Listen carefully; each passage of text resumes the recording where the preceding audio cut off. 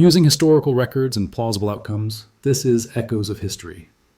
In this video, we explore a moment when Europe and North America nearly became connected 5 centuries earlier than history remembers. Around the year 1000, Norse explorers crossed the North Atlantic and reached the shores of a vast unknown land. They built homes, they worked iron, and for a brief moment they stayed. Had this fragile settlement endured, the consequences would have unfolded slowly, not in conquest, but in trade, culture, and quiet contact across the ocean. We will examine how close the Vikings came to establishing a permanent foothold in North America, why that effort ultimately failed, and how a surviving Norse colony could have reshaped exploration, empires, and the timing of the modern world. But at the time, nothing about this venture felt historic. The settlers were few, the distance from Europe was immense, and the survival of the colony depended not on grand strategy, but on fragile supply lines, uncertain alliances, and a decision that could easily have gone the other way. In reality, the Viking presence in North America was brief. Around the year 1000, Norse explorers from Greenland established a small settlement at a place we now call Lons aux Meadows, on the northern tip of Newfoundland.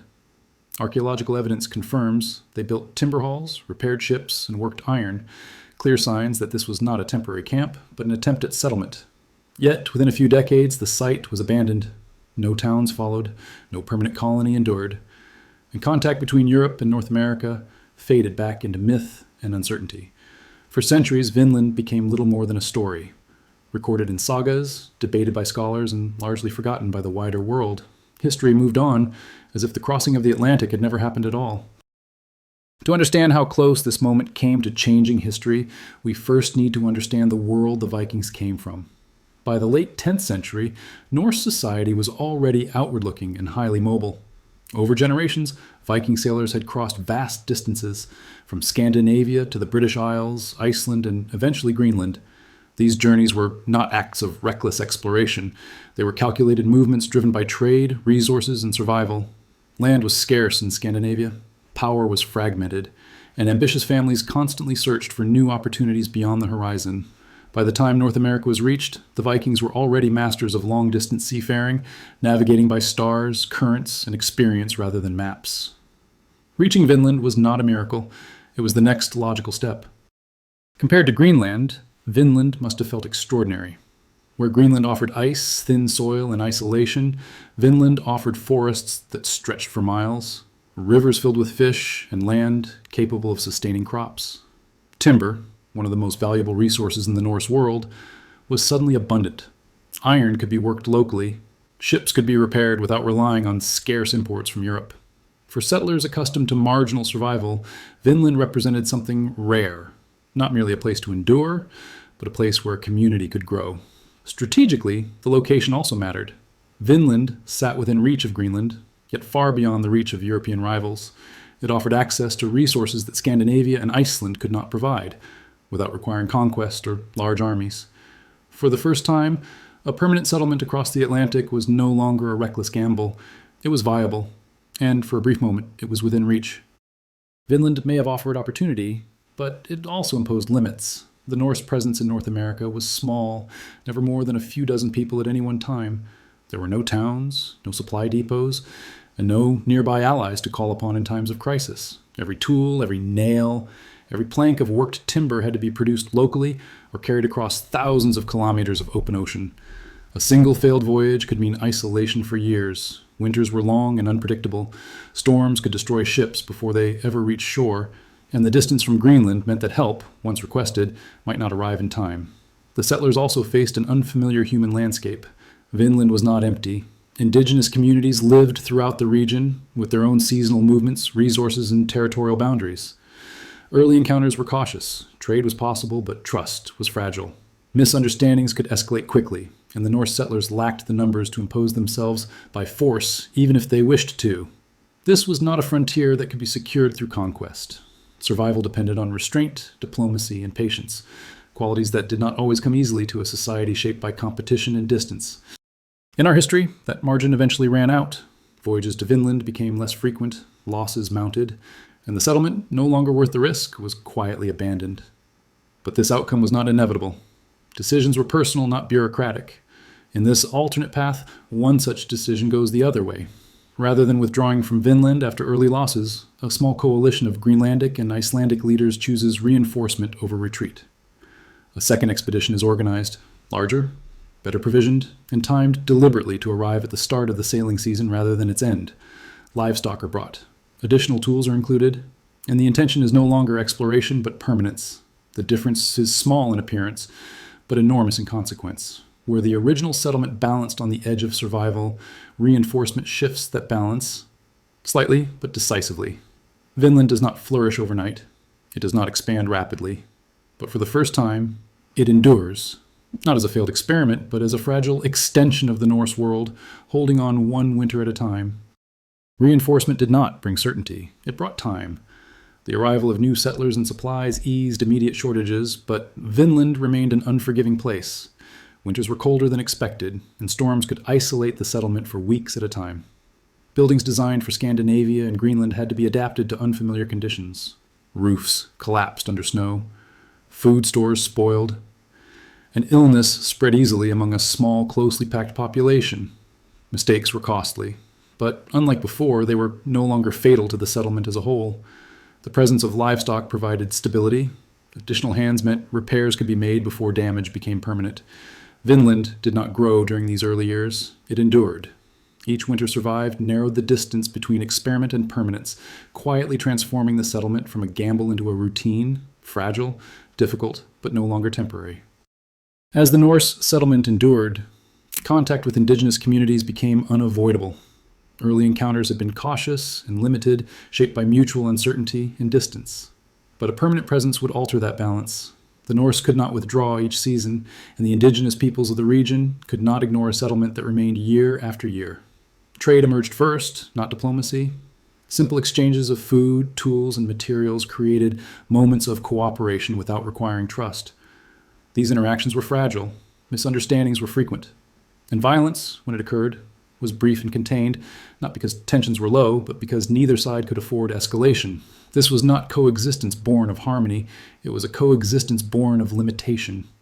And in that narrow space, between fear and necessity, Vinland found a way to remain. Survival, once achieved, began to change the character of the settlement. Vinland was no longer defined solely by risk. With each passing year, routines replaced improvisation, and the settlement began to settle into itself. Buildings were repaired rather than abandoned. Fields were cleared with the expectation of future harvests. And for the first time, children were born who had never known Scandinavia or Greenland, only this distant shore. The population remained small, but it was now stable. Losses could be absorbed, skills could be passed on, and knowledge of the land, its seasons, and its limits steadily deepened. Vinland did not become wealthy. It did not expand rapidly or attract waves of newcomers. Instead, it became reliable. A place that could be reached, supplied, and left again without disappearing in the process. That reliability mattered more than growth. Because once a settlement can be counted on to endure, it stops being an experiment and becomes part of the world that plans are made around. Endurance alone did not change history. Connection did. As Vinland stabilized, voyages across the North Atlantic became more regular. Not frequent and never easy, but predictable enough to be trusted. Timber, furs, and unfamiliar materials flowed eastward. In return came tools, livestock, and new settlers willing to accept distance in exchange for opportunity. These voyages did not create an empire. They created a route, fragile, seasonal, and limited, but real. Greenland became more than an outpost at the edge of the known world. It became a link in a chain that now stretched across the ocean. Knowledge traveled with the ships. Stories of a western land where forests replaced ice, and survival did not require constant scarcity. Still, this knowledge spread slowly. Vinland remained distant, difficult, and unprofitable by the standards of kings and courts, but among merchants, sailors, and frontier families, the idea took hold. The ocean was no longer a barrier at the edge of the map. It was a crossing, and Vinland was proof that it could be made again. Vinland did not announce itself to Europe with conquest or wealth. It arrived quietly, through stories, trade goods, and the slow movement of people. Timber, unlike anything found in Scandinavia, began to circulate through Greenland and Iceland. Accounts of forested lands beyond the Western Ocean reached merchants and sailors, repeated not as legend, but as practical knowledge. Still, Vinland did not capture the attention of kings or courts. It lay too far away, offered no immediate riches, and required voyages few were prepared to risk. To most of Europe, the Western Ocean remained a boundary, not an invitation. But at the margins of the Norse world, perceptions began to shift. The Atlantic was no longer an empty expanse at the edge of the map. It was a route, difficult, seasonal, and unreliable, but proven. Maps changed slowly. Rumors became assumptions. And among those who lived by trade and travel rather than power and politics, Vinland became something new. A known place, distant, marginal, and unimportant, but real. Because Vinland was known before it was coveted, the nature of contact unfolded differently. There was no sudden rush westward, no fleets assembled, no urgent need to claim or conquer what could barely sustain a small population. Without large-scale migration, there was no demographic collapse driven by overwhelming force. Without organized conquest, violence remained local rather than systematic. Indigenous communities encountered Europeans not as an invading mass, but as a persistent minority, traders, neighbors, and occasional rivals. Power remained balanced by limitation. Distance prevented domination. Numbers prevented replacement. This did not create harmony. Disease still traveled. Conflict still occurred. But the tempo of contact was slower, more fragmented, and less catastrophic than it would later become elsewhere. History did not diverge through a single dramatic moment. It bent, gradually, unevenly, and almost unnoticed. Vinland's survival did not erase its constraints. The Norse population remained small, divided across vast distances, and tied to fragile supply lines that could be broken by a single failed voyage. Scandinavia itself offered little support. Political instability, limited surplus, and shifting priorities meant that Vinland was never a central concern. There were no states capable of organizing mass migration across the Atlantic, no institutions prepared to invest in distant lands that offered neither silver nor immediate power. Expansion, when it occurred, was incremental and cautious, a new building rather than a new town, a new family rather than a new colony. Vinland remained what it had always been, marginal, remote, and difficult to reach. This limitation was not a failure. It was the very reason the settlement endured. Without scale, there was no rush. Without urgency, there was no collapse under its own weight. Vinland survived precisely because it never tried to become something larger than it could sustain. By the late medieval period, the idea of a western land across the Atlantic was no longer extraordinary. It appeared faintly on maps, mentioned in passing by sailors and scholars, acknowledged without fascination or disbelief. Vinland was not hidden, but neither was it central. It occupied a strange position in the European imagination, known yet distant, real yet irrelevant. This quiet familiarity mattered. When later explorers looked westward, they did not do so into complete uncertainty. The ocean was still dangerous, the distance was still vast, but the unknown had been softened. The Atlantic was no longer a void at the edge of the world. It was a space that had been crossed before, carefully, imperfectly, and without transforming the world overnight. History did not pivot in a single moment. Instead, it carried forward with an altered sense of possibility, shaped not by discovery but by familiarity. The most significant consequences of Vinland's survival were not defined by what followed, but by what never occurred. There was no moment of sudden discovery, no shock of a new world revealed to an unprepared Europe. Because of this, the forces that later drove rapid expansion never aligned in the same way. There was no desperate race for claims, no overwhelming surge of settlers driven by novelty alone, and no single moment when continents collided under the weight of expectation. Exploration, when it occurred, unfolded into something already known, not something entirely new. This altered the tempo of history. Contact became fragmented rather than explosive. Violence, where it appeared, remained local rather than systemic. And the myth of sudden discovery, the idea of a world found all at once, never fully took hold. History did not accelerate here.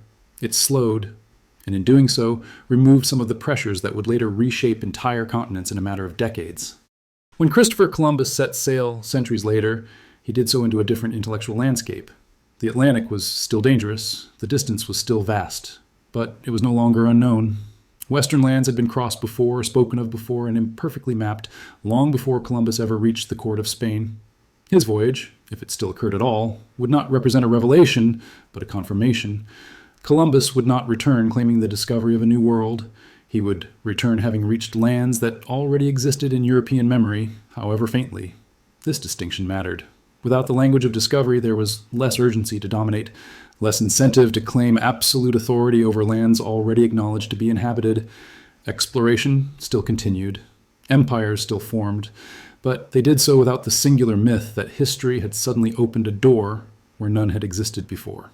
The world did not change all at once. It continued, shaped by continuity rather than revelation. In the end, Vinland did not transform the world through conquest or empire. It altered it through familiarity. The presence of a small Norse settlement across the Atlantic did not prevent conflict, nor did it erase inequality or ambition. History remained complex, uneven, and often violent.